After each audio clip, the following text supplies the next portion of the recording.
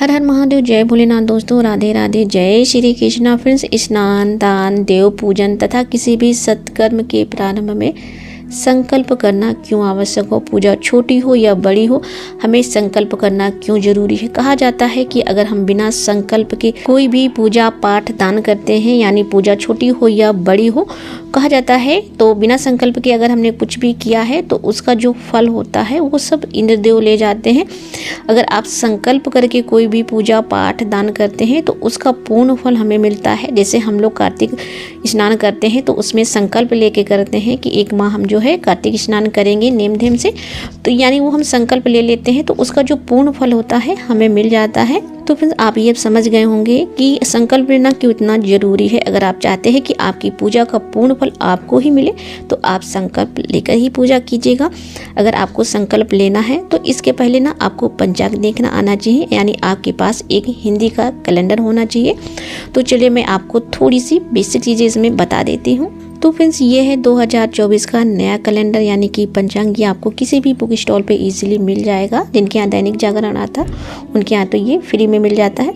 तो फ्रेंड्स, विक्रम संवत जो है 2000 इस समय 80 चल रहा है, अंग्रेजी के हिसाब से 2024 चल रहा है। लेकिन जैसे ही चैत्र माह के नवरात्र शुरू होंगे, यहाँ पर 80 की जगह जो है 81 हो जाएगा, क्योंकि चैत्र माह जो है हिंदू नववर्ष का पहला महीना होता है और जो फाल्गुन माह होता है वो आखिरी महीना होता है। तो ये देखिए फिर चैत्र माह में ना यहाँ पर 2081 हो जाएगा, यानी अभी नवरात्र के पहले आप जितनी पूजा करेंगे उसमें संकल्प लेंगे 2080 बोलेंगे, उसके बाद जो है आपको 2081 बोलना है। तो फिर इसके बाद हम आ जाएंगे तारीख पर, यानी जिस दिन आपका व्रत हो वो तारीख आप देख लीजिएगा। तो फिर आज 29 तारीख है, दिन गुरुवार है।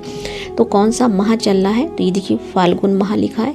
कौन सा पक्ष चल रहा है, कृष्ण पक्ष या शुक्ल पक्ष, तो कृष्ण पक्ष चल रहा है। तो ये देखिए कृष्ण पक्ष लिखा है। कौन सी तिथि चल रही है, तो फिर आज जो है पंचमी तिथि है।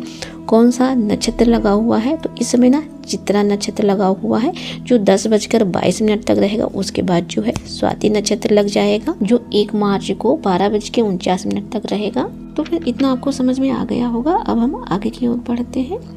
तो ये है संकल्प, लेकिन इसमें थोड़ा सा कम दिया हुआ था तो मैंने दूसरी पुस्तक से जो है लिख कर तैयार किया है। इससे क्या होगा, आपको बहुत ही अच्छे से समझ में आ जाएगा संकल्प तो बोलना कैसे है। तो सबसे पहले आपको जो है 3 बार विष्णु भगवान का नाम लेना है। ओम विष्णवे नमः, ओम विष्णवे नमः, ओम विष्णवे नमः। श्रीमद थोड़ा सा हम डैश कर देंगे जिससे आपको अच्छे से समझ आए। श्रीमद भगवतुः महापुरुषः विष्णु राज्ञा प्रवर्त मानस्य ब्राह्मणो द्वितीय परार्धे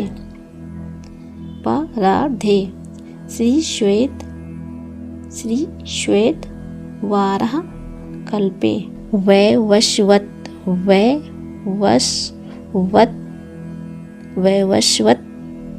मन्वन्तरे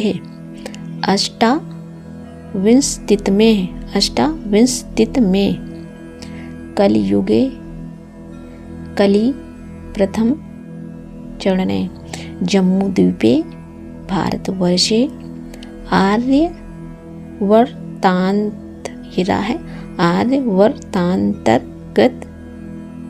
आर्यवर्तांतर्गत ब्रह्मवर्तैकता में एक ही मात्रा है, ब्रह्मवर्तैक देशे।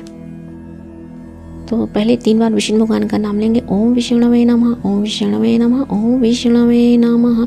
श्रीमद्भगवतो महापुरुषे विष्णुराज्ञा प्रवर्तमानस्य ब्राह्मणो द्वितीय परार्धे श्री श्वेत वारः कल्पे वैवस्वत मन्वन्तरे अष्टाविंशतितमे कलियुगे कलि प्रथम चरणे जम्मूद्वीपे भारतवर्ष आर्यवर्तांतर्गत ब्रह्मावर्तैक देशे।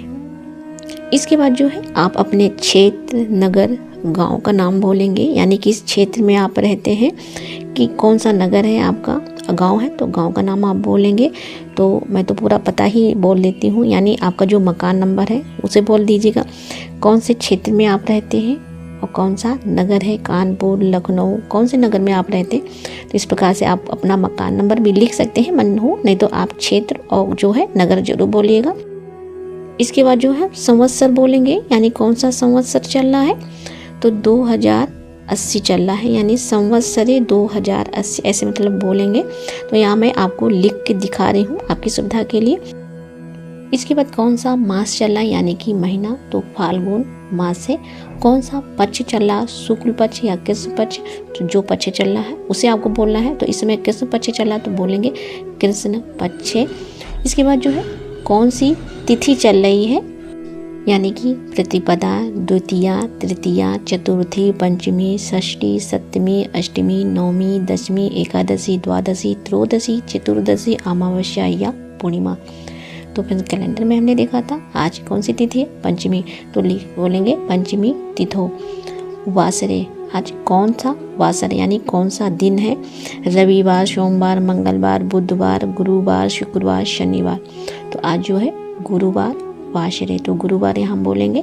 इसके बाद हमें बोलना है ऋतु, यानी कौन सी ऋतु चल रही है, बसंत ऋतु, शीत ऋतु, ग्रीष्म ऋतु, वर्षा ऋतु। तो इस समय ना फ्रेंड्स बसंत ऋतु चल रही है। बसंत ऋतु सभी ऋतुओं का राजा होता है। न ज़्यादा गर्मी पड़ती है इसमें, न ज़्यादा सर्दी पड़ती है। पतझड़ के बाद जब पेड़ों में नई नई कोपलें आपको दिखने लगे, यानी हर चीज़ नई नई दिखने लगे, समझिएगा कि बसंत ऋतु चल रही है। बहुत सुहावना मौसम होता है। तो हमें यहाँ क्या बोलना है, बसंत ऋतु। तो मैं लिख दे रही हूँ, लेकिन आपको सब चीज़ें ना बोलनी है। तो बसंत ऋतु। इसके बाद जो है हम नक्षत्र बोलेंगे। वैसे अगर आपको नक्षत्र पता हो तो बोल दीजिएगा, नहीं पता हो तो परेशान मत होइएगा। तो 10:22 तक जो था चित्रा नक्षत्र था, उसके बाद जो है स्वाति नक्षत्र लगा है। तो 10 बजे के पहले अगर आप कोई पूजा सुबह कर रहे हैं तो आपको यहाँ पर जो है चित्रा नक्षत्र बोलना है। अगर आप ये संध्या के समय पूजा कर रहे हैं तो आपको यहाँ ना स्वाति नक्षत्र बोलना है। इसके बाद जो है हमें गोत्र बोलना है। तो फिर से 90% लोगों को अपना गोत्र नहीं पता होता है। तो सच बताऊं, मुझे भी नहीं पता है। तो क्या करना है, जिन्हें अपना गोत्र नहीं पता होता है तो उन्हें जो है कश्यप बोल लेना चाहिए, यानी कश्यप गोत्र।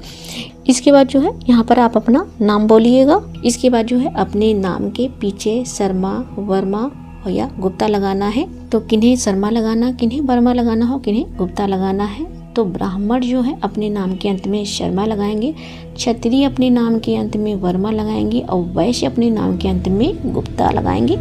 अगर फ्रेंड्स आपको थोड़ा सा भी कंफ्यूजन हो रहा है कि आप क्षत्रिय हैं कि वैश्य, यानी आपको नहीं पता है, तो आप ये वाला कॉलम छोड़ दीजिएगा, कोई दिक्कत वाली बात नहीं। अब ये दिया हुआ था तो मैंने आपको बता दिया है। इसके बाद जो है आपको काल बोलना है, यानी आप ये पूजा जो है किस काल में करें, सुबह, दोपहर, शाम। यानी सुबह पूजा करें तो प्रातः काले, दोपहर में करें तो मध्याह्न काले, अगर शाम को करें तो साय काले या प्रदोष काले। इस प्रकार से आपको बोलना है।